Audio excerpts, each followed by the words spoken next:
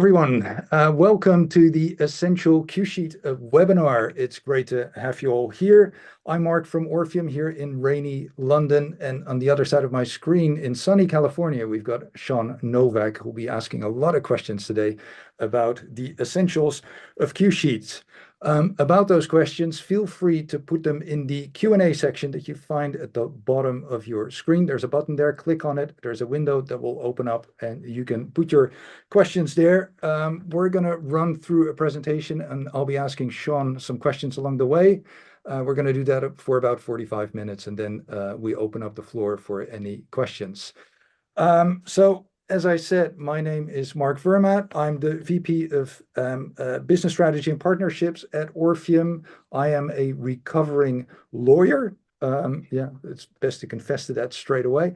I worked in TV productions and I worked in music publishing as well. And if you work in TV production and music publishing, sooner or later, you're going to deal with cue sheets. And boy, did I get involved with cue sheets because I joined Soundmouse. And about 2 years ago, along with the rest of Soundmouse, I joined Orfium, and we're doing really great things at Orfium to solve some of the biggest challenges in digital music, broadcast rights, and also, of course, cue sheets. So, Sean, it's really great to have you in this webinar. Can you give us a bit of an overview of how you ended up in this business? Yeah, thanks, Mark. It's really great to be here. I'm honored. I've always known I wanted to work in music, basically, since I was young. It's always been my #1 passion in life. I play as well as work in it. I went to Cal State Northridge for a music industry program. I kind of by chance, I wanted to be A&R or a music supervisor like most people in school. Those are the sexy jobs. But I ended up at a music publisher as my first job and as an internship. So I cut my teeth really learning the full spectrum of publishing administration and what all the stuff meant and how it all worked in the real world. I spent about 10 years at Disney Music Group doing mechanical and digital licensing and YouTube claiming in the early days of the client management system there, cutting more teeth on really the hardcore licensing process. And then came on over to NBCUniversal about 7 years ago. I started in TV overseeing cue sheets there. So I really, took a deep dive into cue sheets at that point and really started learning this fascinating world, which just goes deep. As you know, this rabbit hole goes deeper and deeper, no matter how long you're in it. Switched over to Universal Film Music, where I am now. I'm director of film music publishing there, kind of overseeing the entire publishing catalog for the studio, licensing certain verticals and sub-studios we have here. Exploiting our catalog, licensing out from the copyrights from all of our soundtracks, and overseeing cue sheets for film as well. And I oversee, things like Universal Pictures and Blumhouse and Illumination, DreamWorks Animation, and Focus Features, things like that. So we do really have a really wide breadth and diversity of cue sheets and productions here. Great. Thanks, Sean. That's a great introduction. So in terms of the agenda for today, we're going to talk a little bit about cue sheets. What are they? Who are responsible for cue sheets? What are some of the best practices? And then, of course, the Q&A. But let's start with what a cue sheet really is. So a cue sheet is, a lot of people will think of a sort of paper document. And at some day, long ago, cue sheets were paper documents. And we see some examples here. Here's an example of a cue sheet from 1941. Believe it or not, our ancestors were dealing with cue sheets as well. But what is really a paycheck? So Mel, let's go to the next slide and talk about cue sheets. So cue sheet is really a document that lists all the music used in a media production, and performing rights organizations like ASCAP and BMI use those cue sheets to track music and pay out the rights owners. So what's included in a cue sheet? A cue sheet contains like the title of the song that is used, the composer, the publisher, and who owns the rights. In Europe, and that may be strange to a lot of people in the US, there's recording information in the cue sheet as well. So who is the artist? Who's the performing artist? Who's the record label? You find that in European cue sheets. Then, of course, very important, how is it used? Is it used in the background? Is it a theme song? Is it the visual vocal? Those sort of things. And then finally, how long is it used for? The number of seconds. Now, why are those seconds so relevant? Well, the seconds are relevant because a cue sheet is really a paycheck. So that's how to think about a cue sheet. Every second of music in a cue sheet is a currency that somebody's going to get paid for. And the amount of money somebody gets paid depends on a lot of factors like territory, the channel on which it's playing, or maybe it's on a streaming platform. So all of those considerations lead to a cue sheet being a paycheck. So when you hear the cue sheet, think about paycheck. It's really that important. Let's go to the next slide. So, so why are cue sheets important? It's fair compensation, ensuring that music rights owners and creators get paid for their work. There's a lot of legal compliance around this, which is very important for networks and also for studios because they obtain licenses to use the music. Then sustainability of copyright in the industry, especially in the age of general AI. It's so important that we support copyright throughout the industry because we are in an industry of copyright, whether we're on the media side or on the music side. And finally, there's a lot of importance around efficient and transparent reporting. So, Sean, what would you say are some of the most important changes that you have seen over time in these, in this space of cue sheets? What are some of the most important changes? Oh, wow. I think there's been an emphasis on a lot of different codes and sort of more master and label leaning information on cue sheets, as you and we'll touch on it, but obviously internationally the standards are a little bit different from here in the U.S. domestic cue sheets. So that's always a push and a pull from the U.S. perspective. Technology obviously is something that I've seen vastly ramp up as we all have in all areas in the last 7 years. New softwares are coming online, new systems, new technologies, audio recognition, things like that is really changing the game. And I think that we're very much in the middle of the transition period of very manual Excel-based, manual entry to hopefully, more full automation in the future. I don't think it's something we can really fight. I think we need to swing with it and flow with it and try and make it work and adapt to us in the moment as we go. But it is something that we're all looking at and looking forward to, and just getting out of as much manual entry as possible, I think, is the end goal here. So you just said that performers are sort of becoming something that you touch upon because you work on international cue sheets. Is that something you see changing in the US, that it's really going towards capturing performer information and label information in cue sheets? Yeah, I mean, listen, we always say we're at least from my perspective, we're doing cue sheets from a U.S. perspective, right? No matter sort of as long as it's opening here and everything like that, because we're submitting to the American PROs in the end, from my perspective. Until the American PROs change the standards or the requirements, we're pretty much going to stay on their system.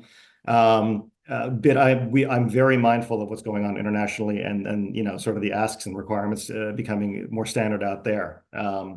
So it's everything, every new item, because cue sheets are already a lot to build, right? There's a lot of core information alone can be quite the chore to get sometimes to fill out the entire sheet, and depending on how many productions you're dealing with and all that. So every time you're asked to put something new onto the cue sheet that you're not used to, you've got to build it into that process. Where am I getting this from? How quickly can I get it? How accurate is it going to be? How much of a pain is it going to be for my team to reach out for these things on every single cue, or maybe only the cues that where you think that the code should be, So it's just, it's easy to say, oh, the cue sheets need this and that and this now, but in reality, putting it into your actual workflow and process can be problematic, honestly, and very difficult. So you're forced to say, okay, let's say internationally you're being asked for 5 new things in the cue sheet. Well, you got to prioritize on your end, and maybe we can do 1 or 2 of those for now. What's going to be the most bang for our buck? What's going to get us the most sort of accuracy and capturing out there,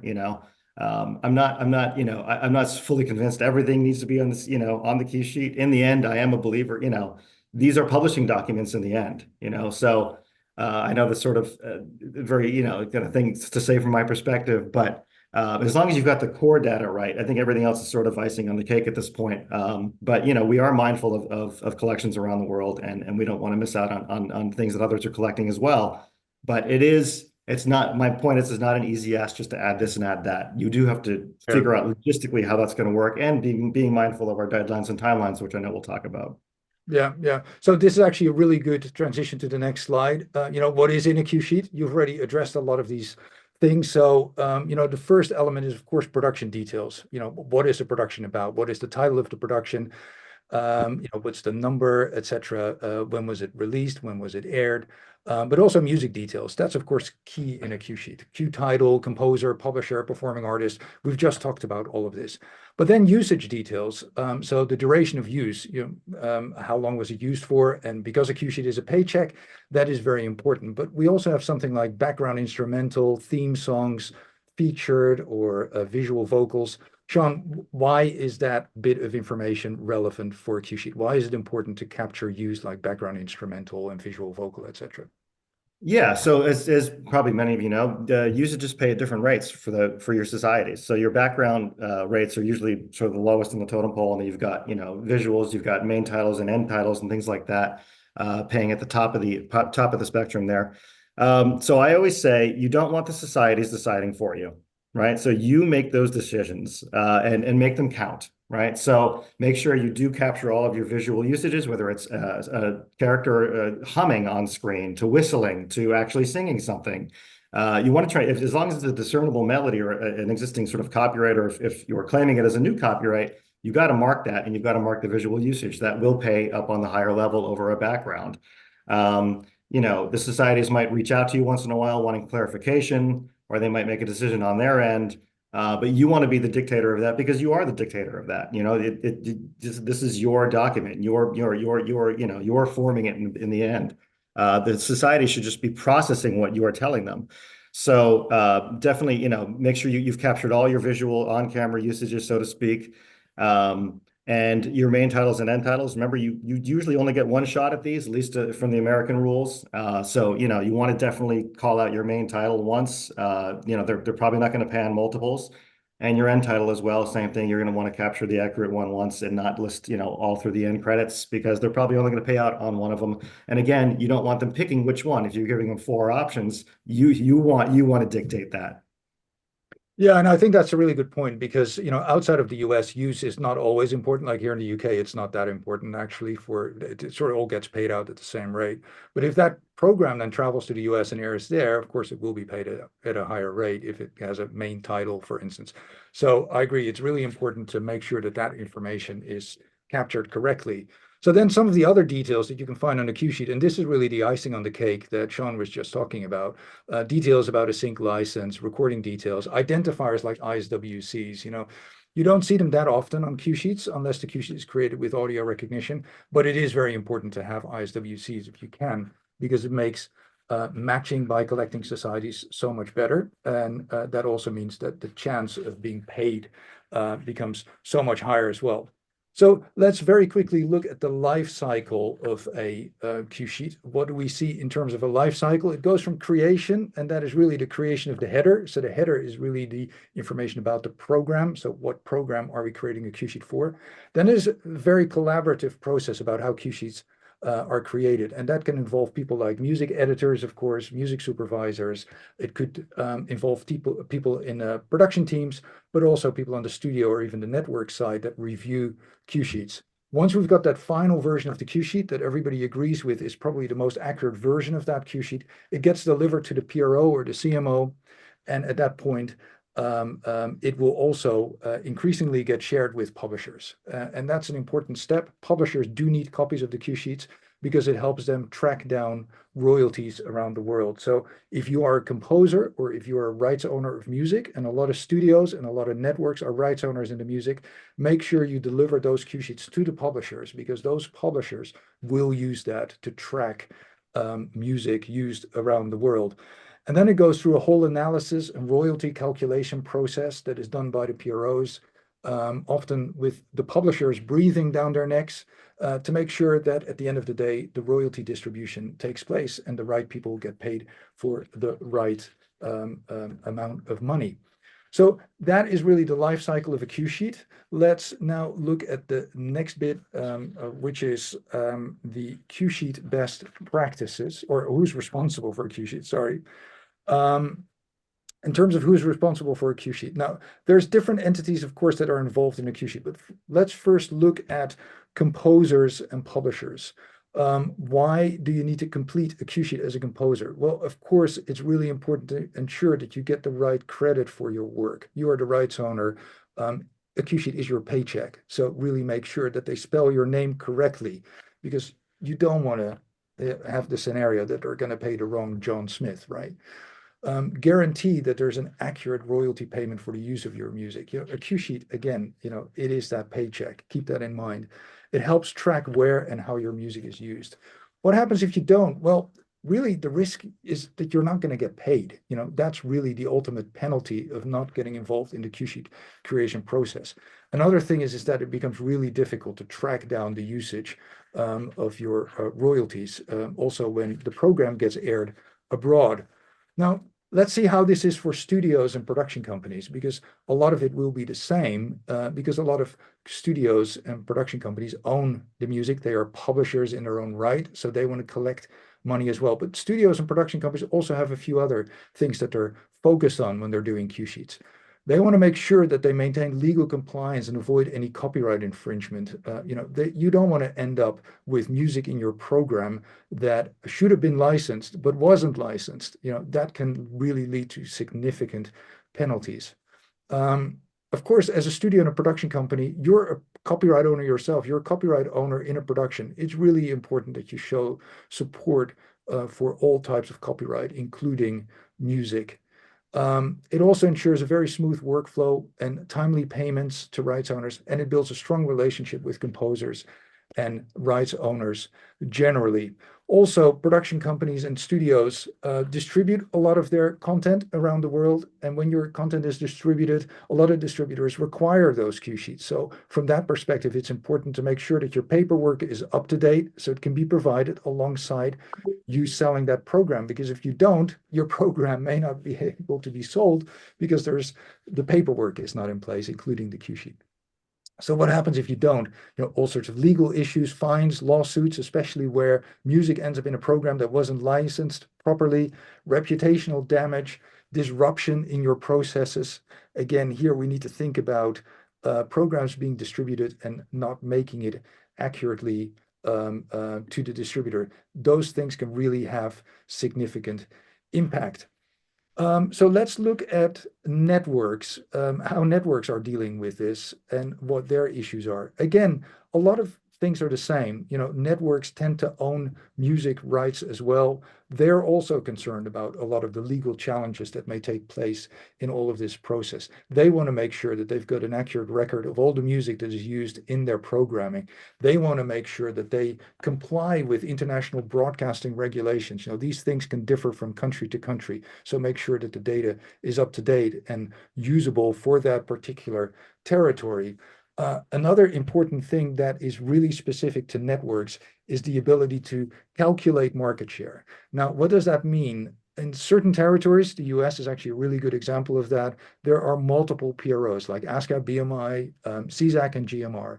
And each of these PROs will negotiate with networks and will claim ownership and market share of their affiliates' music on that network. So for a network, it's really important to know what the market share is of the various collecting societies. So they use cue sheets to calculate those market shares.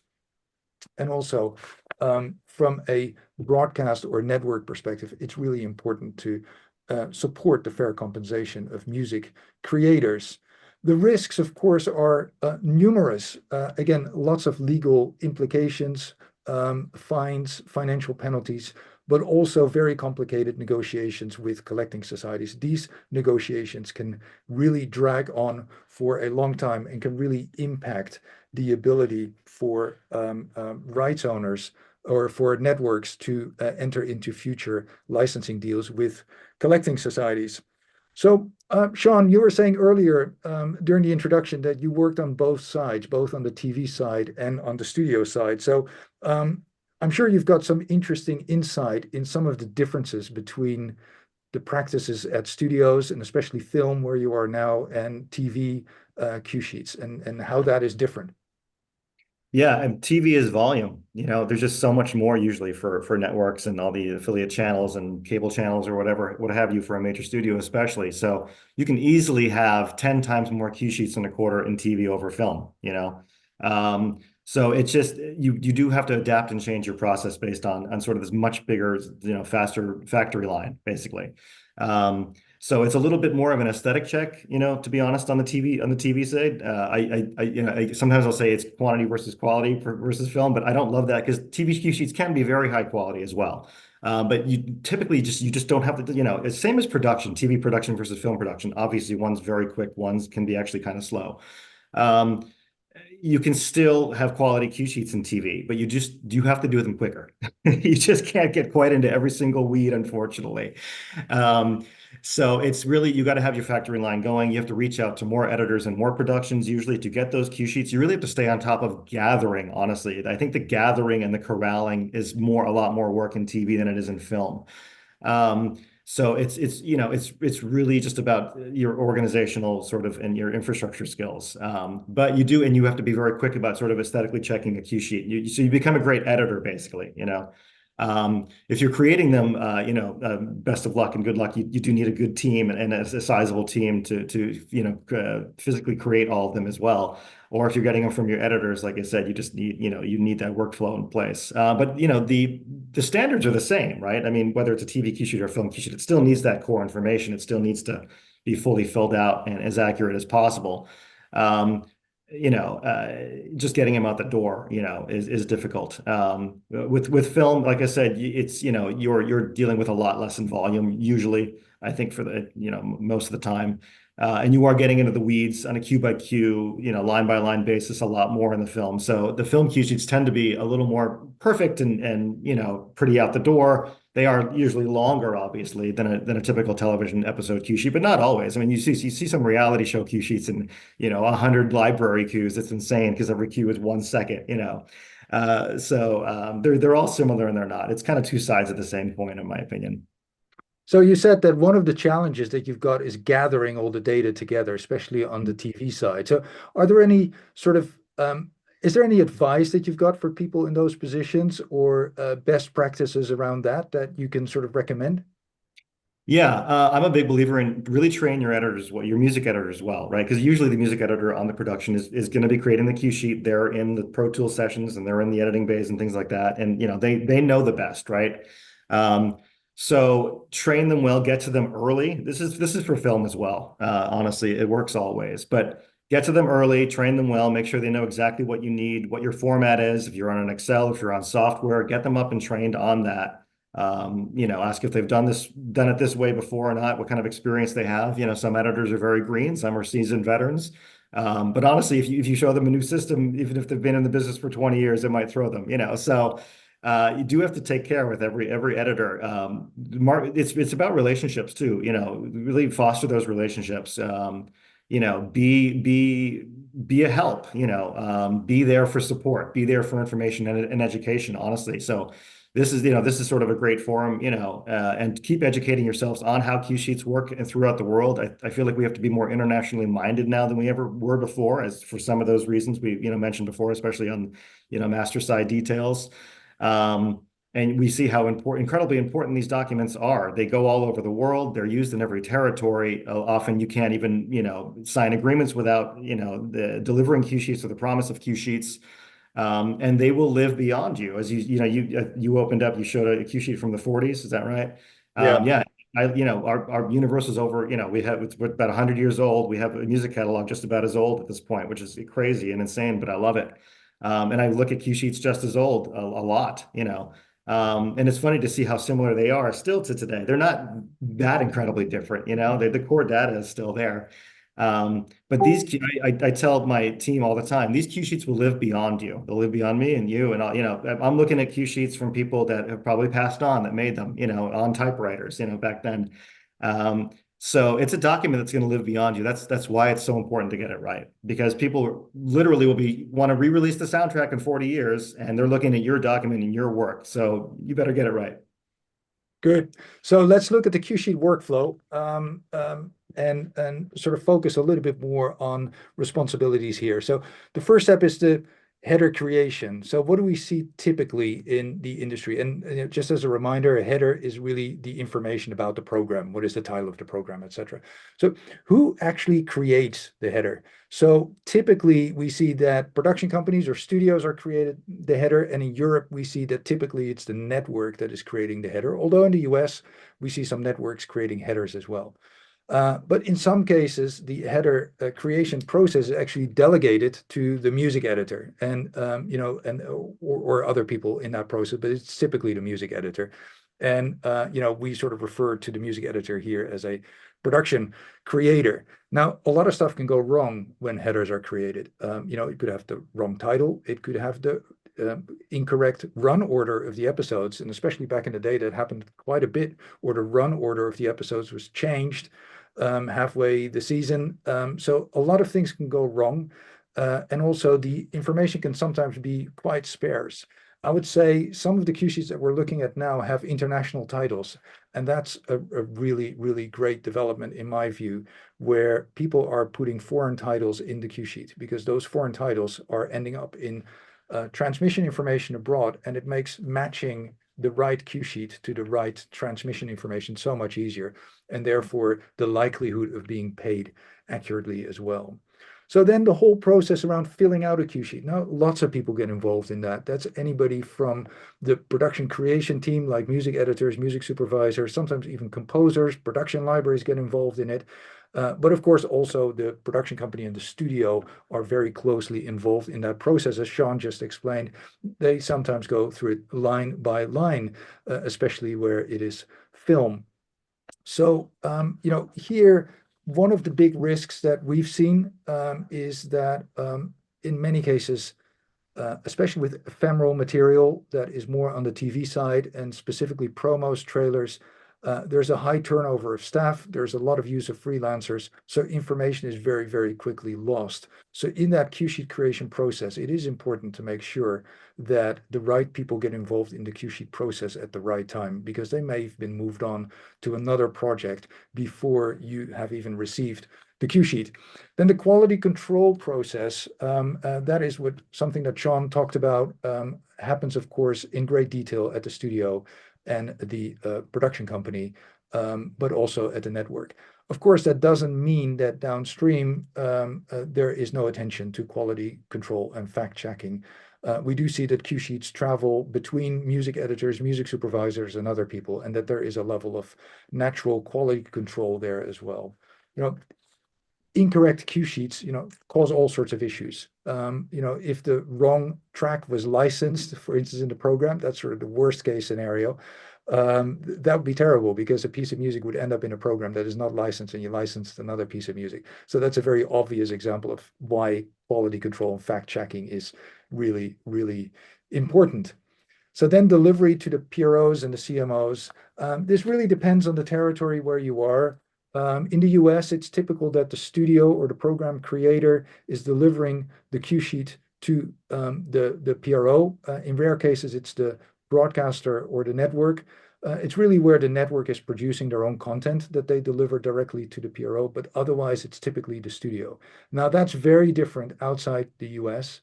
Outside the US, it's almost always the network that is delivering. I think Australia is perhaps the only exception, but outside of the US, Australia, and probably Canada, it's really the network or the broadcaster that is delivering all the cue sheets alongside the usage information, so the transmission information as well. That is also delivered by the broadcaster. So that's a really interesting difference between how things are done in the US and the rest of the world. Now, non-compliance of this, of course, creates all sorts of issues. Again, especially outside of the US, there is a contractual obligation on most networks that means that they have to deliver those cue sheets and those transmission details to a collecting society. Failing to do so is effectively a breach of contract between the network and the PRO. In the US, it's a little bit less strict, but compliance levels are, of course, very important also in the US to make sure that these cue sheets get paid or that these cue sheets get delivered, because if they don't get delivered, the musicians don't get paid. So that's really important. And by musicians, of course, I mean the composers and the publishers. Then finally, sharing. We see that as something that becomes more and more important, whereby cue sheets are created, let's say, by the studio and then being delivered to rights holders. Now, there's two types of rights holders. The first type of rights holder is typically a rights holder that is somehow exerting a right on behalf of the studio. So, for example, the studio is the publisher and they use an administrator and the administrator is a publisher that collects on behalf of the studio around the world. Now, they, of course, need to have a copy of the cue sheet because otherwise it's very difficult to claim income. Remember, the cue sheet is a paycheck. So make sure that that paycheck is available to your publisher so your publisher can claim on your behalf. The other type of rights holder is a rights holder who has a piece of music in a program. So typically that's a production library, but it could also be other rights holders like publishers that have licensed a piece of music into a program. Those rights holders, of course, want to have a piece of that cue sheet as well, because they can use that cue sheet to collect income for themselves. So again, all of these things show why it's so important that the cue sheet is exchanged properly throughout the entire industry. Let's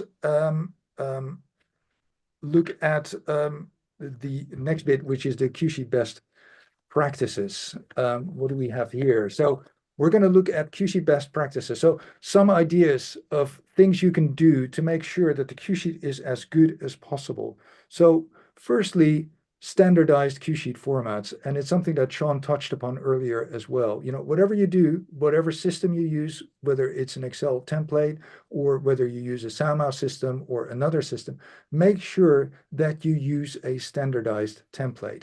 And the template that is right for you as a studio or network may be slightly different from other studios and other networks. So it's great to optimize those templates for your own purpose. But whatever you do in terms of optimization, make sure that they are consistent across all your productions. That really helps your music editors that are creating these cue sheets as well. Another thing here to maybe mention is that the Society Publisher Forum, which is a sort of cooperative body between collecting societies, so PROs and publishers, have also created a template, which is the Society Publisher Forum that has now been adopted by CISAC as well, which is an international organization that represents PROs around the world. So that is also a very good standard to use.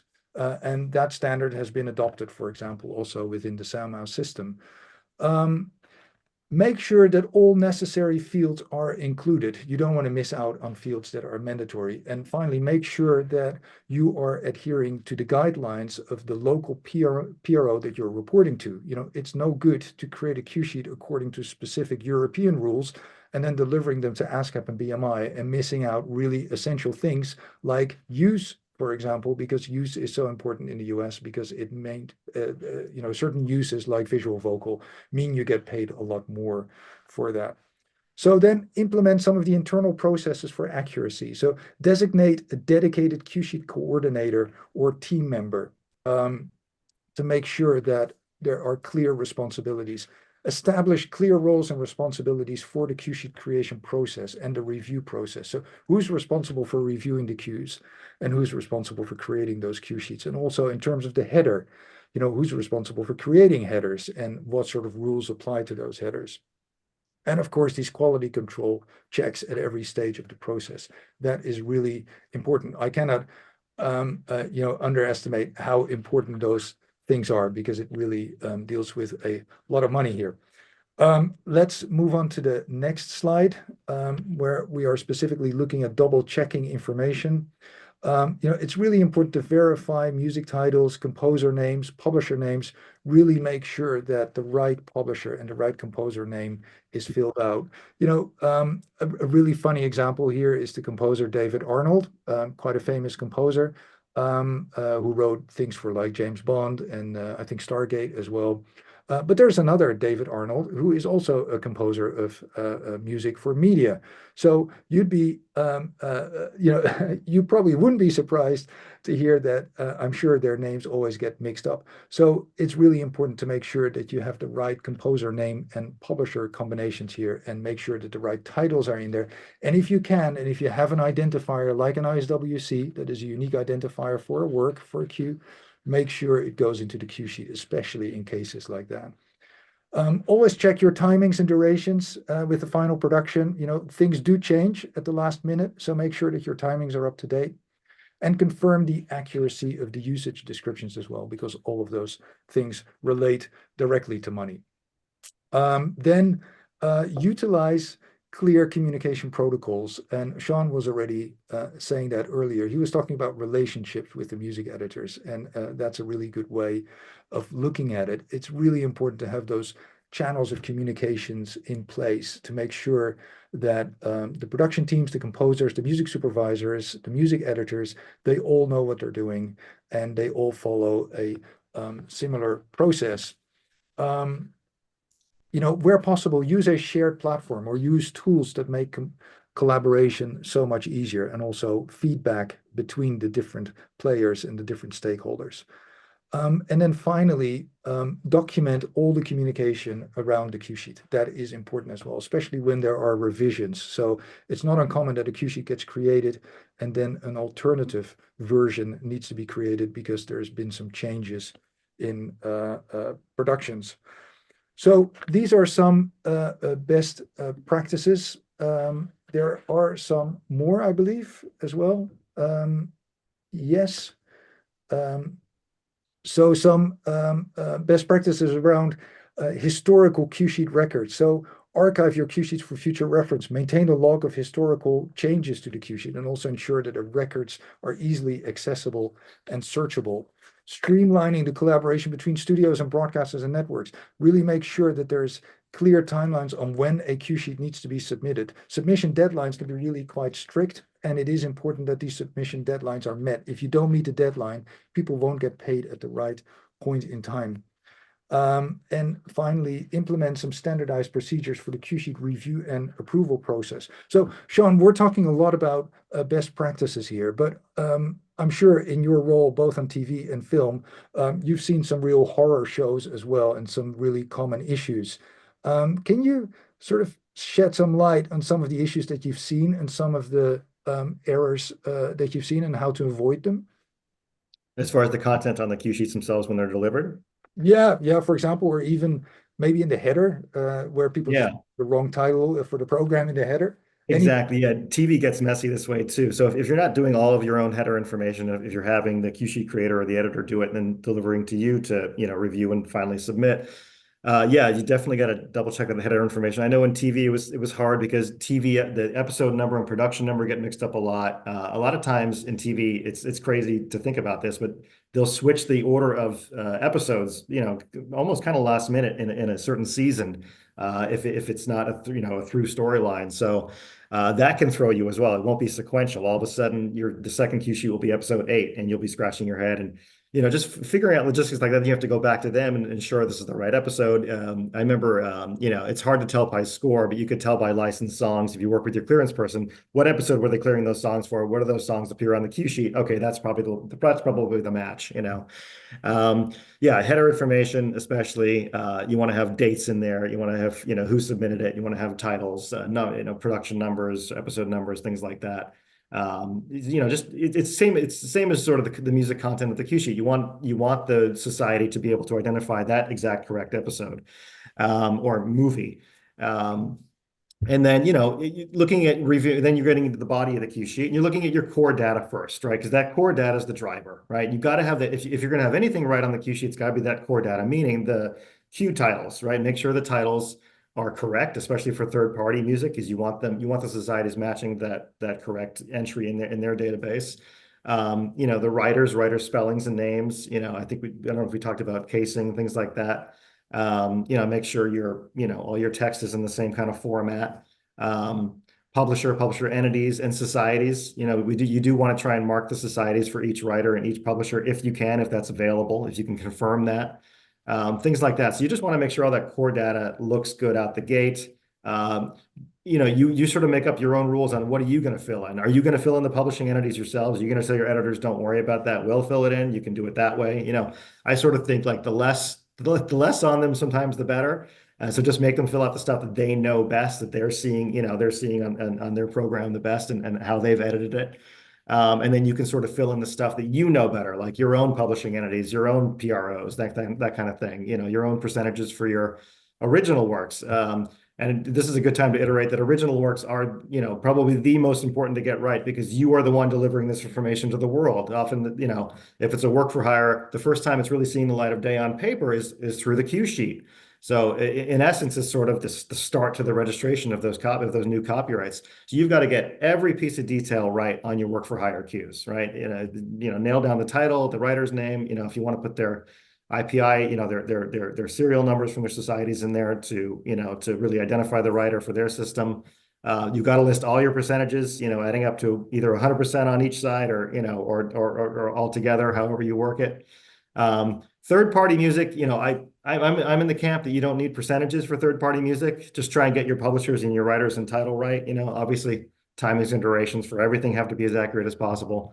And the editor should put that forth first, and you can double check it and question things, but they're the ones that should be putting that core source data in.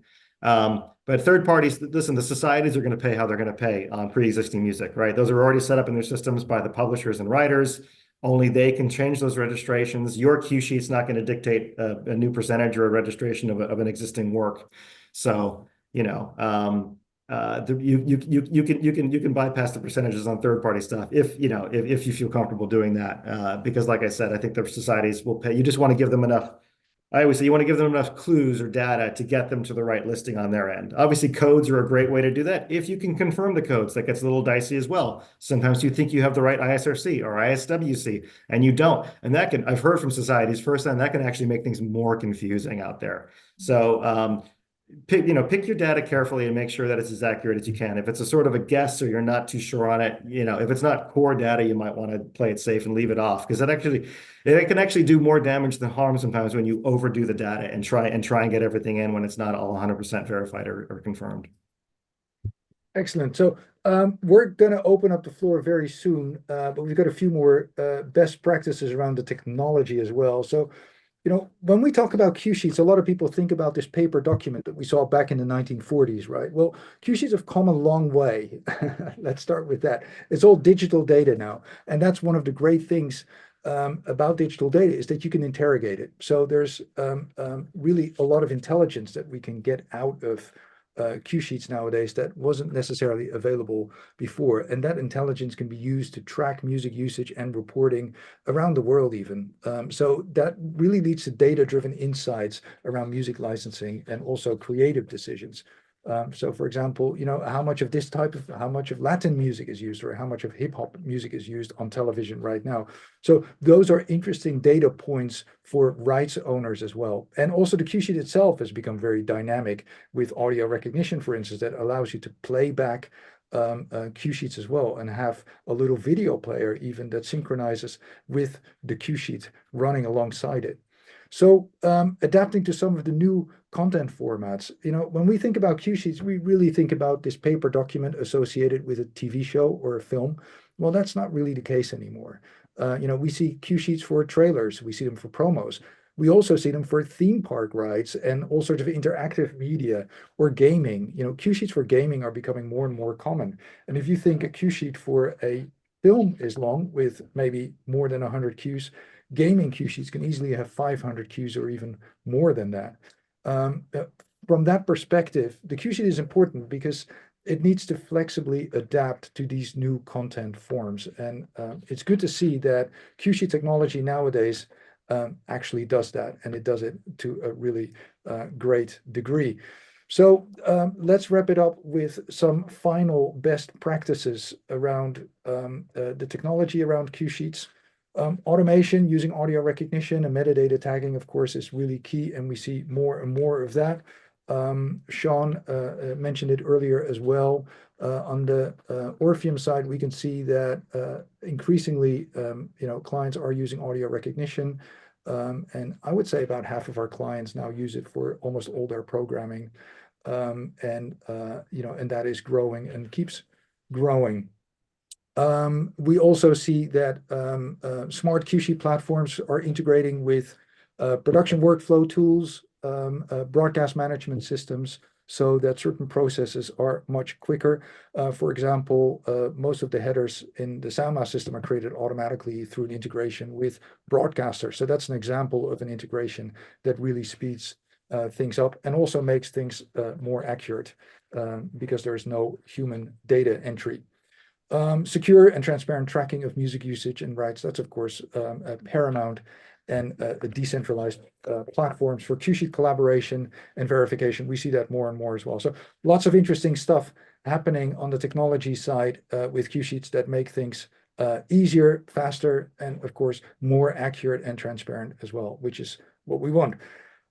Let's move on to the Q&A section. I saw a number of questions pop up, so I'm just going to read them out, Sean, and then you can answer them. So the first question here is, what are some of the red flags studios should look out for when reviewing a cue sheet to ensure it's complete and accurate before submitting? So we've already discussed some of that, but specific red flags, is there anything specifically that you look out for when a cue sheet is being reviewed before it's being submitted to a PRO? Yeah, I mean, we've touched on some. Double check all your header info, make sure all the production info for that particular episode or film or project are fully accurate and up to date. You're going to look at, again, you're going to review your core data and make sure it's all fleshed out and filled out. If there's any empty cells, empty line items, which should be filled in, address those. Either some things you go back to the editor on, which they can only answer or really verify, the most or confirm the most accurately. Other things, you can choose and sort of fill in yourself. But just, the core data, like I said, check all the titles. Are there codes in front of the titles? Do they need to be? Some composers prefer them. Some editors just leave them on and you can take them out, but you should confirm with them first. Some libraries prefer codes in front of their titles, some don't. So again, you can sort of confirm that with the libraries. I don't love a bunch of numbers in front of titles personally. I think it sort of just, mucks it up out there. So I try to make it as clean as possible. Use your online resources to double check third-party information like Songview or the MLC in the US. If you are able to reach out to the publishers on your cleared or third-party licensed music, you can do so and confirm original publisher names with them. Be wary of just putting administrators on cue sheets. I see that a lot. You'll just see like Sony ATV or Warner, and that's not really the true publisher behind that work. Usually you need to dig a little deeper, because, and again, if that copyright changes administrators, then your cue sheet's pretty much, inaccurate on that line item.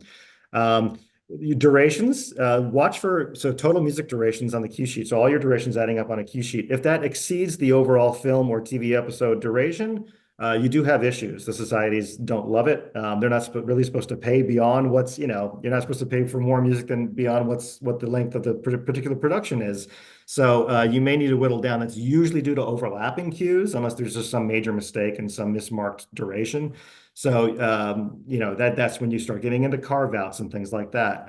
You're actually cutting time, maybe possibly from score when giving room for the license track, because the license track is usually licensed in at a very particular time, right? So little kind of tricks like that to get your durations to start matching up more accurately or underneath the actual film duration. So there's actually another question here, which touches upon this a little bit as well, which is, how do you reconcile two pieces of music that are playing at the same time? So the example that's given here is like a crossfade, but you could have stems from different tracks as well that are put on top of each other, and as a result, you've got two pieces of music playing at the same time. How do you reconcile that in a cue sheet? Well, cue sheets are funny because you can be objective and subjective at the same time. There's sort of room to play depending on who's heading it up and what studio. So this is the carve out thing I was talking about. Now, if your total music duration is still under your film or episode duration, I don't think it's the end of the world. Honestly, you could probably let a little bit get by. Like I said, if that total duration starts going over your production duration, that's when you're running into issues. So two pieces of music over each other, technically, you're probably supposed to just pay out on one, kind of just one piece of music, sort of per second or within a time frame of a production. So you do have to sort of make that judgment call and literally start subtracting, those crossover seconds out of one cue. Sometimes the composer does suffer for this on their work for hire cues, just because it's easier to eat away at those. Like I said, when you're licensing in music, especially on the sync license end, you're licensing it at a very specific duration, right? A 2-minute usage can cost a lot more money than a 5-second usage, right? So it sort of counts for a lot more there, and they're looking for those times to be captured accurately on the cue sheets. Those publishers for that third-party licensed music, once that cue sheet is submitted and is sent back to them, And it's not a big a deal when you're looking at the overall score aggregate of a production. If it's a bunch of library cues or third-party stuff, good luck. It's difficult, you know. Try not to crossfade as much or talk to your editors, or, you know, I know it's hard to control the production and creative choices, but that gets a lot trickier. I think it is a lot easier to sort of do those carve-outs and work with those durations and tweak the math when you're dealing with work for hire versus third-party stuff like a traditional scripted show or movie would be. Yeah, and I know that some networks don't allow for the runtime of the program to be shorter than the runtime of the music. So if there's more music in the program than runtime of the program, there's an issue and the cue sheet cannot be submitted. So Right. sometimes you got to get creative on creating those cue sheets. You've got to make some tough choices. That's right. Yeah. Yeah, absolutely. So here's another question around sharing cue sheets with publishers. So somebody here is doing cue sheets on RapidQ for television, and they share them with the PRO, but not with publishers. Why would you want to share them with publishers? No. So can you talk a bit more about that? Is that something you're familiar with, sharing cue sheets with Yeah, I publishers? mean, it's usually within most sync licenses. They request, accurate and timely cue sheets like everybody does, or a copy of the cue sheet. When you're dealing with high volume, I gotta say it's almost impossible to send every publisher involved in that cue sheet, back to them. It usually, it's a lot of it's done by request only, which is fine. I always say, share the cue sheets with only the stakeholders of the cue sheet. So if you're a publisher or a writer on the cue sheet, you definitely deserve a copy after it's been submitted and all done. If it's anyone else, if it's an internal partner who needs it, but other than that, I'm fairly protective over them. If you're just submitting on RapidQ, right, you're just submitting to the American societies that were ASCAP and BMI specifically themselves. If a publisher is coming to you and requesting it, feel free to send them a copy after you've submitted it, if that's in line with your particular, protocol and company. If you have small volume enough to be nice enough to email all these to every publisher on each cue sheet, more power to you, but you'll see it as you deal with large volume. It's pretty much by request only. You just don't have the time to seek out everyone and start sending everybody the cue sheets. Well, I would say watch that space because there's some interesting things coming that are going to make this a lot easier on a lot of people that need to deliver cue sheets to other places. So keep an eye on that. There's another question here on related to hunting down royalties from the publisher side when the worst happens, and I think the worst has happened to many of us as a result of data errors and quality because the matching by the PRO completely fails. So I'm sort of paraphrasing the question here, but I think the question here is, somebody's not getting paid because there's data issues or data errors, and as a result, the PRO fails to match accurately, and that issue can be compounded in the context of foreign PROs, and when the cue sheet is not available to the publisher. So, can you comment on that? What is sort of your take on this?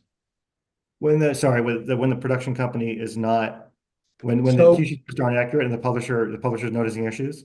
well, so a recommendation for hunting down royalties as a publisher when there are major issues in the cue sheet and the cue sheet doesn't get filed properly or the cue sheet has errors.